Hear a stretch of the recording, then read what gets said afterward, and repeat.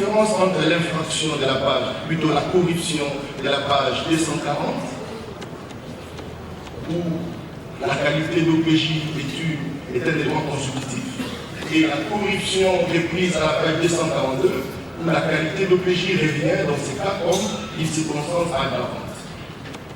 J'ai cru voir également une autre infraction que je ne trouve pas dans l'ancien juridique congolais, sauf erreur de ma part, c'est le refus de constater une infraction à la loi pénale. C'est la page 200. Est-ce que vous pouvez nous en parler un peu plus? Et la dernière question, si le temps vous permet,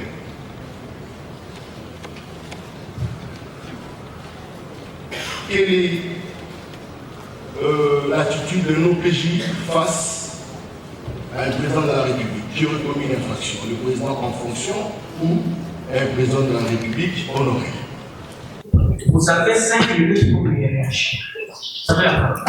Merci beaucoup, monsieur le professeur président du jury, pour la parole accordée. Avec votre autorisation, si je peux renverser l'ordre des questions, commencer par la quatrième et l'autre. Merci beaucoup. Je commence par quelle attitude d'un OPJ face à un président de la République honoraire ou en exercice qui commet une infraction. Déjà, l'article 10 du Code de procédure pénale interdit, parmi les limitations du pouvoir d'un OPJ, entre autres, c'est la qualité officielle du délinquant. C'est aussi un obstacle, un OPJ, lorsque le président de la République, s'il faut aller dans un sens normal, qui commet une infraction, l'article 10 l'interdit parce qu'il est jouisse. Toute cette catégorie-là, il jouisse des immunités ou de l'inviolabilité comme la loi le dit. Mais s'il faut aller très loin, dans le cadre d'un président de la République, déjà, il est protégé par la Constitution et son régime judiciaire est prévu par la Constitution. Donc il y a toute une procédure. Un ancien président ayant un statut d'un sénateur à vie, le régime juridique applicable aux sénateurs lui est aussi applicable. De la même façon que les sénateurs bénéficient des privilèges de juridiction, de l'inviolabilité et des immunités, comme dit l'article 106 de la Constitution, et 107 plutôt, je pense qu'un OPJ ne peut pas s'attarder parce que la loi met déjà un frein quant à ça. Donc, confère l'article 10 du Code de procédure pénale. À la troisième question, concernant la responsabilité, je pense que dans l'exploitation de notre démarche, nous avons abordé les OPJ des services publics et privés, et nous avons même touché les OPJ et va au sein des structures privées. En ce moment-là, lorsque nous prenons la loi sur la criminalisation de la torture, les OPJ commettent certains forfaits. Et lorsque un OPJ qui est lié à certaines restructurations se permet de demander par exemple l'argent, là en ce moment-là, comme fonctionnaire, oui, on parlait de la concussion. Mais s'il n'est pas assermenté, il n'est pas reconnu comme tel, on va parler de la corruption. J'ai trouvé un cas pareil, je suis allé à la Bracongo. À l'intérieur, il y a les OPJ des investigations, où un particulier journalier et vend au sein de la Bracongo a commis un forfait, mais entendu sur PV par les services de gardiennage qui y sont. Est-ce qu'ils ont qualité? J'ai posé des questions, j'ai compris qu'aucun texte ne les protège en ce qui les concerne. Et notre code de procédure pénale est nuit. C'est pourquoi je remonte à votre première question. Vous avez parlé d'un modèle système. J'étais en Côte d'Ivoire dans le cadre de mes recherches. Lorsque vous lisez leur code de procédure pénale, vous trouverez que l'article 29 organise les OPJ des structures privées. Il y a toutes les conditions, la prestation de serment, l'habilitation par le procureur de la République du ressort. Là, en ce moment-là, on sait lorsqu'il commet des forfaits, donner une qualification requise. Mais si on est dans l'hypothèse de quelqu'un qui est assermenté. Là, on ne parlera pas de la corruption, parce que c'est un fonctionnaire. On va aller dans le cadre de la concussion. La question de l'autonomie fonctionnelle et dépendance structurelle, nous l'avions dit dans le cadre de nos démarches. Parce que certains OPJ agissent comme les électrons libres. J'ai énuméré quelques OPJ. Je peux donner même un exemple concret. Le Conseil national des cybercrimes. Ils sont là, quand vous lisez l'ordonnance, nulle part il est conféré la compétence judiciaire. En ce moment-là, en exerçant, ils gardent leur dépendance structurelle de l'institution, mais comme OPJ, ils ont un statut judiciaire particulier. C'est ce qui crée un distinguo entre la qualité judiciaire que l'on porte et la fonction que l'on a du fait de son attachement à cette administration. Vous prenez le cas des OPJ de l'ANER, l'article 22, 21, 19 à 22, lorsque vous lisez, ils font rapport lorsqu'ils agissent comme OPJ à leur administrateur général. Nulle part il est fait allusion que son rapport doit être fait au magistrat du parti. Quelque part, ça crée une petitesse. Et cela, au regard de nos recherches, on ne les détache pas. Parce que quand vous lisez ces décrets-lois, quelque part on dit, comme fonctionnaires, ils sont régis par la loi du 3 juillet 2016, organisant les agents et fonctionnaires des services de l'État. Donc, ils ont un régime comme fonctionnaires. Merci beaucoup. Et le chapitre 5 de ce texte crée le statut judiciaire. Donc, on les dépouille de leur casquette comme fonctionnaire. Ils portent la casquette judiciaire. C'est en cette qualité où nous disons, comme judiciaires, ils doivent dépendre du magistrat du parquet, mais comme fonctionnaires, ils restent soumis à leur administration. D'où nous avons plaidé pour l'indépendance fonctionnelle et la dépendance structurelle. Donc, ils demeurent dans leur structure parce qu'étant fonctionnaires, j'ai dit. Monsieur le professeur Justin Bassongo, une réaction à 1 minute. Merci, Président Justin. Globalement satisfait de vos réponses, mais je note quand même que, quoi qu'il vous députés, foncièrement la question, c'est que vous entendiez par une police judiciaire efficace. Et s'il existait un modèle de police judiciaire efficace à travers le monde. Et lorsque on réduit les travail tel que vous l'avez présenté, vous avez effectué. Le président du jury, professeur, pour la parole réaccordée. J'ai fait mienne des observations de forme, je vais améliorer le travail. Cependant, en ce qui concerne l'arrêt du Conseil d'État, parce que cet arrêt a été publié au journal officiel, et le fait de publier, l'arrêt devient opposable à tout le monde. Donc aujourd'hui, n'est pas exécuté, pour moi, c'est de la rébellion. Donc il revient au ministère public d'en tirer les conséquences des droits candidatés. Alors, je reviens à la première question. L'évaluation législative. Effectivement, la loi numéro 11/013 du 11 août 2011 portant organisation et fonctionnement de la police nationale congolaise a créé un monstre. C'est pourquoi nous avons demandé la modification de certaines dispositions. L'article 117, comme vous l'avez dit, crée au fait de certains OPJ du fait de leur qualité, de certains officiers du fait de leur qualité, des OPJ, de la catégorie A à C. Donc le major, les généraux, ainsi de suite. Donc les colonels d'office, lorsqu'il est nommé S-qualité, il devient OPJ. Mais oubliant l'incide sur les formalités substantielles à l'exercice de la fonction judiciaire. Parce que l'article 7 de l'ordonnance du 3 juillet 1978 fait la prestation de serment comme condition sine qua non à l'exercice de la fonction judiciaire. Mais lorsque vous prenez ici, la loi laisse comme ça. Aucune solution, aucune protection. Et sur terre, vous avez évoqué le cas de Mbandaka, moi je vais vous évoquer le cas de Boulungu au mois de juillet ici. Nous sommes là un procureur séquestré par un OPJ major de surcroît parce qu'il n'a pas le droit de venir enquêter sur les amigos.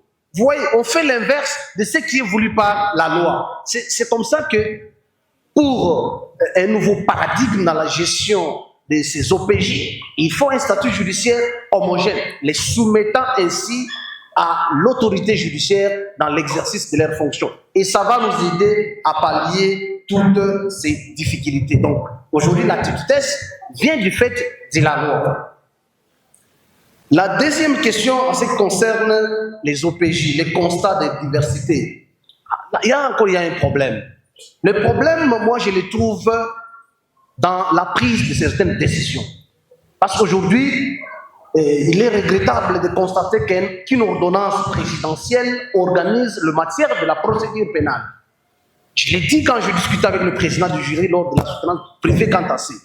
L'article 122.f, le dit de la Constitution, bien sûr, tel que révisé à ce jour, dit toute la matière ayant trait à la procédure pénale relève de la loi. Ce n'est pas d'un acte réglementaire. Mais quand vous prenez, j'ai cité le Conseil national de cybercrime, allez-y vers le stade des martyrs, là vous trouverez, ils ont des cachots, ils arrêtent les gens. Mais quel est leur soubassement? La bonne gouvernance, l'APLC, j'ai évoqué ici, ils sont dans tous les domaines. Et certains même, ils prennent certains hauts magistrats qu'ils mettent dans leur cabinet, ils se transforment en ce moment-là comme les OPJ, oubliant leur statut judiciaire comme magistrats. J'ai évoqué le cas de la CNRF. Je m'étais posé la question de savoir quel est le statut judiciaire du secrétaire exécutif de cette institution. Parce que la loi dit qu'il doit être nommé un magistrat, un avocat général près la Cour de cassation. Et la même loi, lorsque vous poursuivez l'article 12, on lui colle la qualité d'OPJ. Et on oblige même de transmettre ses diligences, ses PV au ministère public. Il a quel statut? OPJ ou magistrat? Tout ça, cette cacophonie, il faut qu'il y ait l'harmonisation des textes pour permettre la compréhension. S'agissant des officiers de police judiciaire de la garde universitaire, non seulement chez nous à l'université de Kinshasa, même dans toutes les universités, ça devient maintenant une pratique qui est monnaie courante. Ils sont là. L'unique personne que la loi reconnaît la qualité d'OPJ, c'est monsieur le recteur. S'il est ici ou il est ici, quand bien même la matière judiciaire, la délégation en cette qualité est émise. S'il y a une infraction en ce moment-ci, qui doit constater, à moins que nous ayons un magistrat de parquet dans la salle, en vertu de la plénitude de l'action publique, il peut se saisir. Mais les OPJ qui sont là-bas, ils sont créés par quelle loi? Quel est leur statut juridique? Nous avons mené des recherches, nous les avons posé des questions. On nous évoque une décision du recteur Pindi, si je ne m'abuse pas, de 1991. Or, la loi parle des gardiens. Il est créé dans les établissements d'enseignement supérieur et universitaire. Les corps des gardiens, ce sont les protecteurs. Nulle part, il est dit dans la loi qui organise la compétence judiciaire à tous ces corps. Mais lorsque vous arrivez ici, ils détiennent les gens. Les gens sont en détention là-bas. Ils saisissent les biens des gens. Ils portent atteinte à la liberté des personnes. Là, il y a un problème. Donc, leur statut judiciaire pourrait être harmonisé lorsque la proposition de loi portant statut judiciaire que nous allons présenter à l'Assemblée, lorsqu'il s'est adopté suivant le processus requis, je pense que ça sera une solution. Parce que quand vous contrôlez a priori pour les actes réglementaires, mais comment faire passer une ordonnance qui organise la matière des procédures pénales en violation de la Constitution? Donc, plus tard, je pense qu'avec notre proposition, ça sera une solution idoine quant à ça. Concernant l'opérationnalisation de notre proposition, c'est une proposition, comme on l'avait dit, ça va suivre le processus. Cette proposition de loi réorganise la police judiciaire dans une structure homogène, les soumet à un contrôle et surveillance du magistrat du parquet, parce que l'OPJ, de par sa définition, est compris comme l'œil et l'oreille du magistrat du parquet. Donc, l'adoption de cette proposition sera une solution pour la République. Je dis et je vous remercie. Monsieur le professeur Serge, une réaction, une minute. Très satisfait des réponses apportées, sauf qu'il faut noter une omission encore, puisque dans l'oralité, vous avez tous les éléments de réponse, mais dans l'équipe, vous n'abordez pas cet aspect de l'article C'est mon tour pour pouvoir échanger avec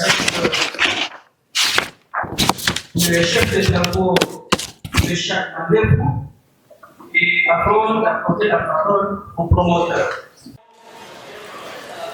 Méthodiquement, vous me dites quel est le paradigme dominant, quelle est l'anomalie et quelle est la thèse. Je compris l'observation apportée à ce qui concerne la confusion dans l'exécution de certaines ordonnances prises en violation des textes constitutionnels. Et s'agissant de la diachronie, je pense oui, je l'ai fait dans le travail. Vous verrez que toutes les ordonnances signées, jusqu'à l'avènement de la loi de transition, je pense que toutes ces ordonnances ou les actes réglementaires étaient soumis à un avis du conseil, on appelle le conseil exécutif.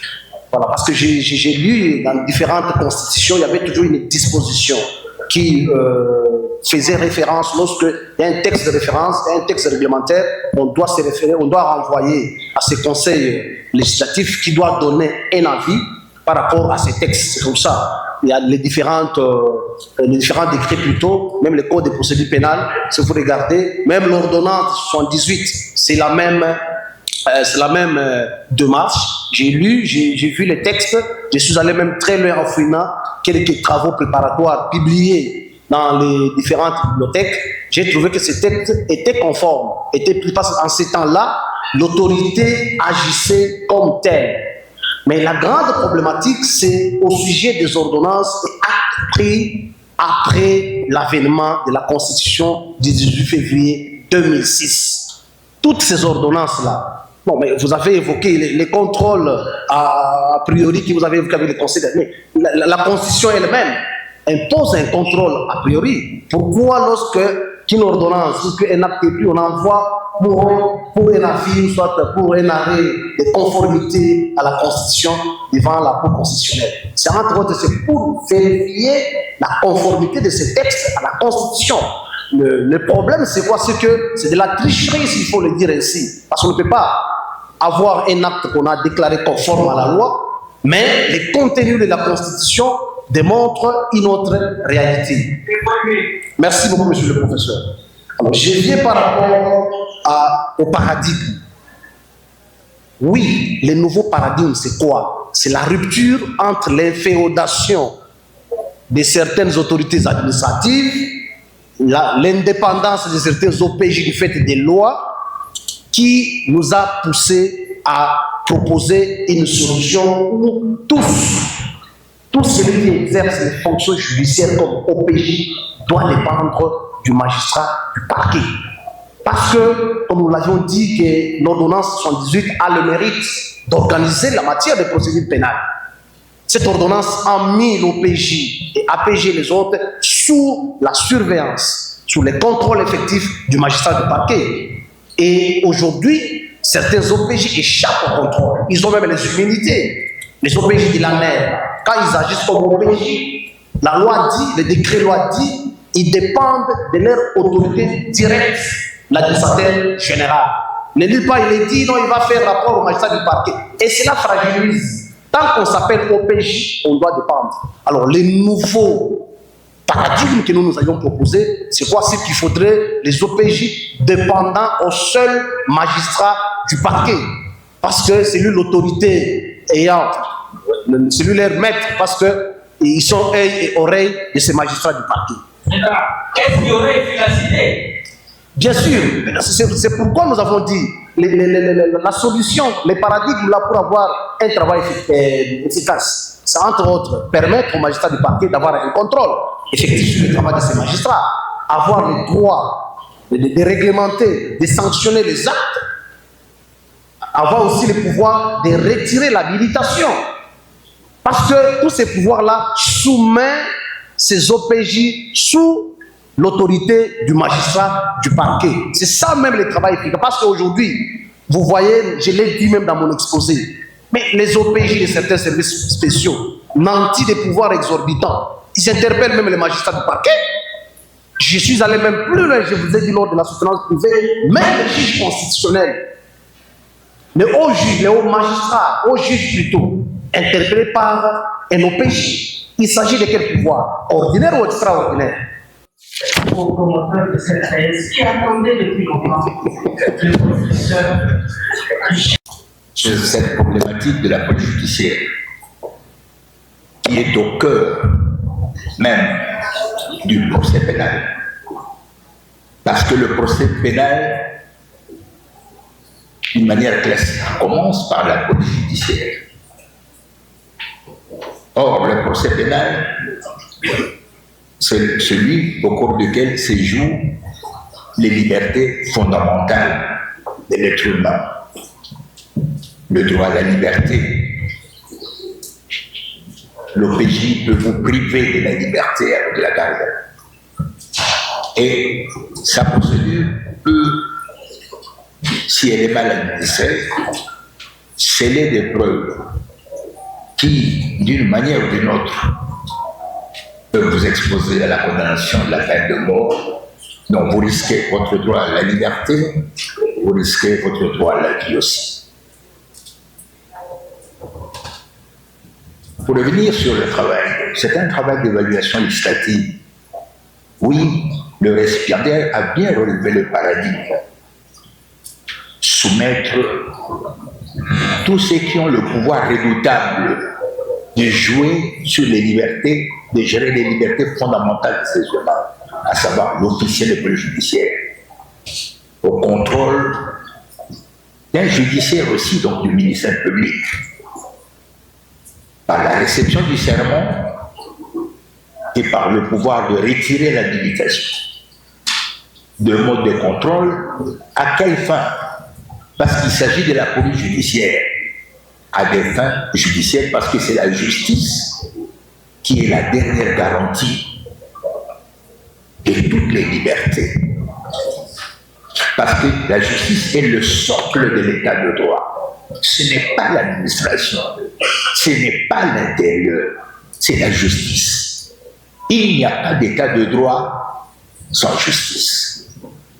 Et ce texte, je vous l'avais dit en dépenses privées, me rappelle la douleur que j'ai ressentie lorsque j'étais aux affaires, lorsque cette loi de 2011 était arrivée, où on devait dépouiller le ministre de la Justice du pouvoir de gérer la police judiciaire ou le conférer au ministre de l'Intérieur.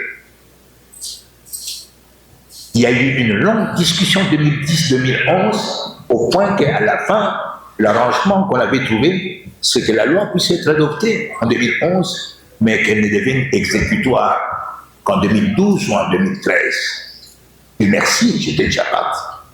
Mais je regarde maintenant mes inquiétudes d'il y a 10 ans, après ces nombreuses années de pratique.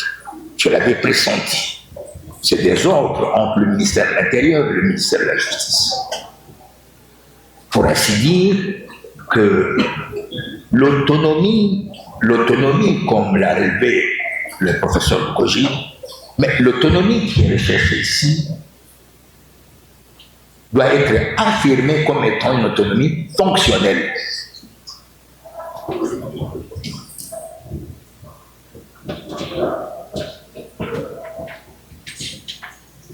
Que des arrêts du Conseil d'État ne soient pas respectés. Quelle est la valeur et la finalité du judiciaire, de la justice?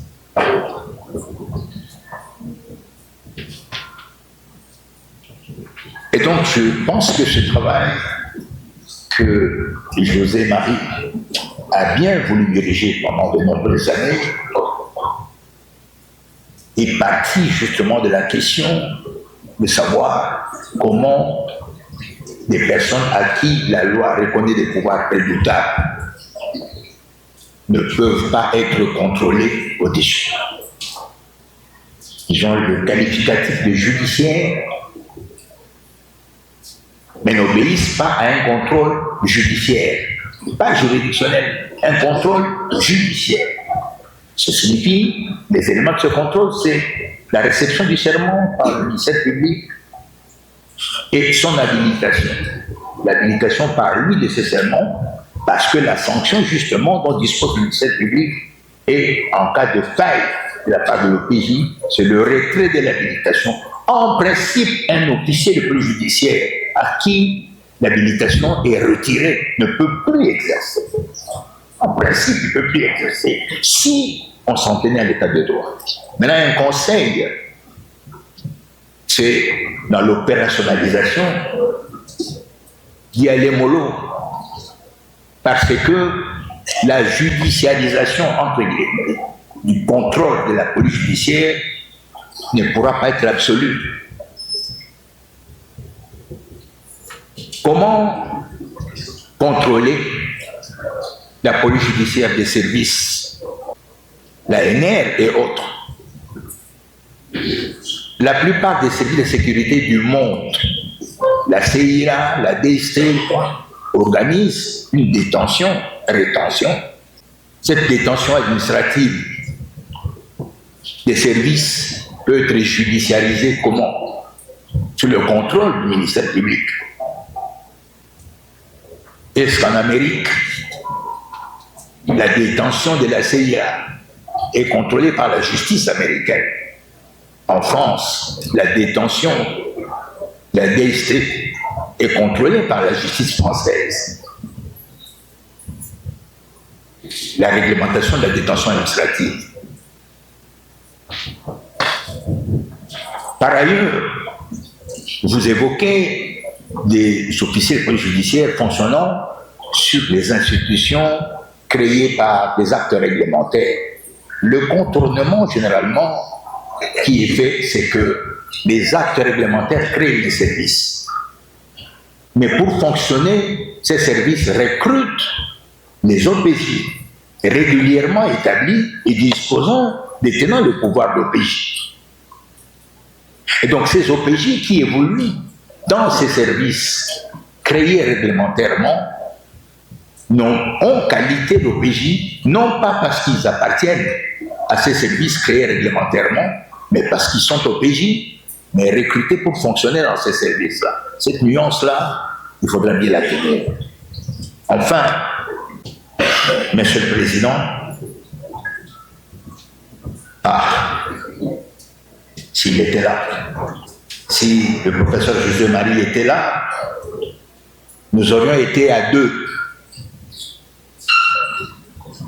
Nous aurions été à deux, encore une fois, pour constater que dans la chaîne pénale, de la procédure pénale, le rôle de la police judiciaire est un rôle capital et contribuer efficacement à la restauration de ce corps-là, systématiquement, va impacter sur la qualité de l'instruction du parquet, sur la qualité de la justice.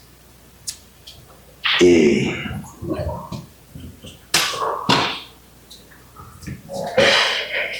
même dans son ouvrage, c'est à ceux qui évoquent cette question de la disparité des services de police, parce que jeune, il avait beaucoup réfléchi sur la question.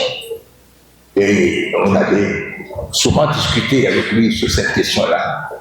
Je pense qu'il aurait été un homme heureux aujourd'hui de voir la recherche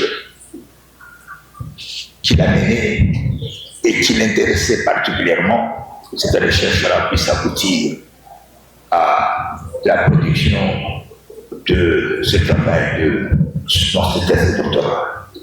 Enfin, j'aimerais me consoler. Je vois la présence du jeune collègue Espoir Passamanti dans la salle.